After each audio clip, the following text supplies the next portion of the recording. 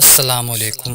10 محرم الحرام یوم عاشورہ کا دن وہ خاص دن ہے جب نواسہ رسول حضرت امام حسین رضی اللہ تعالیٰ عنہ کو شہید کر دیا گیا اور اہل بیت پر ظلم و ستم کے وہ پہاڑ ڈھائے گئے جو رنج و علم میں اپنی مثال آپ ہیں۔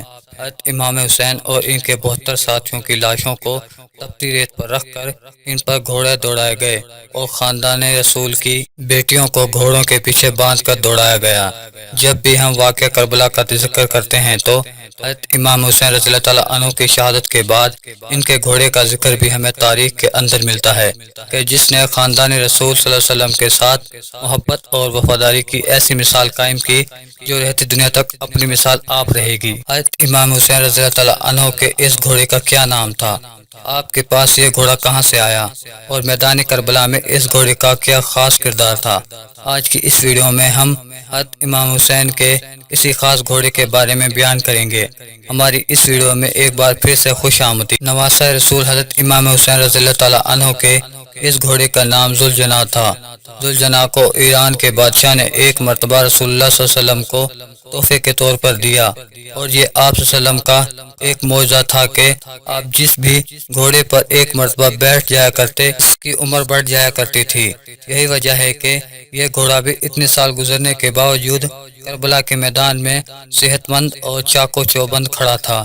اس گھوڑے کی رفتار اتنی تھی کہ جب یہ دوڑتا تو ایسا لگتا کہ جیسے یہ دوڑ نہیں رہا بلکہ اڑ رہا ہے، اور اسی لیے اس گھوڑے کو ذوالجناح یعنی دو پروں والا گھوڑا کہہ کر پکارا جانے لگا۔ حضرت امام حسین رضی اللہ تعالیٰ عنہ کو بچپن ہی سے اس گھوڑے کے ساتھ کافی لگاؤ تھا۔ ایک بار آپ صلی اللہ علیہ وسلم اپنے چند صحابہ کرام کے ہمراہ اس گھوڑے کے ساتھ کھڑے تھے کہ دور سے حضرت امام حسین بھاگتے ہوئے نظر آئے۔ آپ صلی اللہ علیہ وسلم نے امام حسین سے یہ پوچھا کہ بیٹا کیا تم اس گھوڑے پر سواری کرنا چاہتے ہو؟ امام حسین رضی اللہ تعالیٰ عنہ نے ہاں میں جواب دیا۔ ذوالجناح نے جب یہ سنا تو وہ فوراً آپ کے قدموں تلے جھک گیا تاکہ آپ اس پر بآسانی سوار ہو سکیں۔ یہ سارا منظر دیکھنے کے بعد رسول اللہ صلی اللہ علیہ وسلم کی آنکھوں میں آنسو آ گئے اور آپ نے فرمایا کہ یہ وہی گھوڑا ہے جو کہ بیٹا یوم عاشورہ کے دن تمہاری مدد کرے گا، اور پھر آپ صلی اللہ علیہ وسلم نے وہ گھوڑا تحفے کے طور پر امام حسین رضی اللہ تعالیٰ عنہ کے سپرد کر دیا۔ اس کے بعد ذوالجناح اور امام حسین کا یہ پیار ایسے ہی چلتا رہا اور واقعہ کربلا کے دوران اسی گھوڑے نے آپ کے ساتھ وہ محبت اور وفا دکھائی کہ جسے دیکھ کر شاید وفا بھی رشک کرنے لگے۔ 7 محرم الحرام کو جب یزیدیوں نے اہل بیت پر پانی بند کر دیا تو ذوالجناح کو کربلا کے میدان میں کافی مرتبہ پانی پینے کا موقع ملا، مگر اس نے پانی نہیں پیا بلکہ اپنے مالک امام حسین کی طرح ذوالجناح بھی میدان کربلا میں پیاسا ہی کھڑا رہا۔ اس کے بعد جب 10 محرم الحرام کے دن لڑائی کا آغاز ہوا تو امام حسین نے اسی گھوڑے پر بیٹھ کر دشمنوں کا سامنا کیا۔ جب کئی تیر لگنے کے بعد امام حسین زمین پر گر پڑے تو یہ گھوڑا اس پوزیشن میں کھڑا ہو گیا کہ دشمنوں کی طرف سے آنے والے ہر ایک تیر کو اپنے ہی جسم پر لینے لگا، اور روایات کے مطابق اس دن ذوالجناح کے جسم پر اتنے تیر لگے تھے کہ اس دن ذوالجناح کے جسم کا کوئی حصہ بھی تیروں سے خالی نہیں تھا، لیکن اس کو کپڑے نے اسی حالت میں 60 سے زیادہ دشمنوں کو موت کے گھاٹ اتار دیا۔ جب ظالموں نے حضرت امام حسین اور ان کے تمام ساتھیوں کو شہید کر دیا تو یہ گھوڑا ان کی لاشوں کے پاس چکر لگانے لگا اور زور زور سے ہنانے لگا۔ پھر وہ اپنے مالک حضرت امام حسین کے جسم مبارک کے پاس آیا اور اپنے منہ کو ان کے خون سے رنگنے کے بعد اس قدر زور سے زمین پر اپنا پاؤں مارا کہ پورے میدان میں سناٹا طاری ہو گیا۔ اس وقت عمر سعد کی نظر اس گھوڑے پر پڑی تو اس نے کہا کہ اس گھوڑے کو میرے پاس لاؤ، یہ اللہ کے رسول کے گھوڑوں میں سے ایک بہترین گھوڑا ہے۔ چنانچہ سپاہی جب اس کو لینے کے لیے آگے بڑھے تو ذوالجناح نے ایک بار پھر اس زور سے اپنا پاؤں زمین پر مارا کہ وہ سب کے سب یہاں بھاگ گئے۔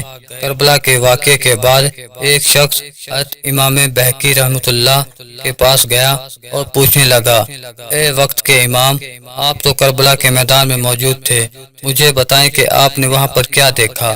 کہ جب حضرت امام حسین ذوالجناح سے نیچے گرے تو پھر اس کے بعد کیا ہوا؟ یہ سن کر امام بہقی رونے لگے اور پھر کہا کہ جب حضرت امام حسین گھوڑے سے نیچے گرے تو وہ گھوڑا آپ کے ارد گرد چکر لگانے لگا کہ کوئی بھی تیر آپ کو نہ لگ سکے۔ دشمنوں کی طرف سے آنے والے ہر ایک تیر کو ذوالجناح نے اپنے جسم پر جھیلا، اور اس وقت اس کے جسم کا کوئی ایک حصہ بھی تیروں سے خالی نہیں تھا۔ اس شخص نے دوبارہ امام بہقی سے پوچھا کہ کیا وہ گھوڑا کچھ کہہ بھی رہا تھا؟ امام بہقی فرمانے لگے کہ اس وقت وہ گھوڑا اپنے مالک حضرت امام حسین کے پاس گیا اور بولنے لگا کہ اے میرے مالک، آپ مجھ پر سوار ہو جائیں، میں آپ کو اتنا دور لے جاؤں گا کہ یہ ظالم آپ کا کچھ بھی بگاڑ نہیں سکیں گے۔ حضرت امام حسین نے ذوالجناح سے کہا کہ تم خیموں کی طرف جاؤ اور میری بہنوں اور بیٹیوں سے کہو کہ آپ کا حسین اپنے نانا کے پاس جا رہا ہے۔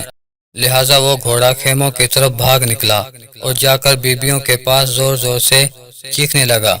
بیبیوں نے سوچا کہ شاید حضرت امام حسین آئے ہیں، لیکن جیسے ہی انہوں نے باہر آ کر دیکھا کہ سواری تو ہے مگر سوار نہیں آیا اور سواری بھی زخموں سے پوری طرح چور ہے، تو یہ دیکھ کر تمام بیبیاں زور زور سے رونے لگیں۔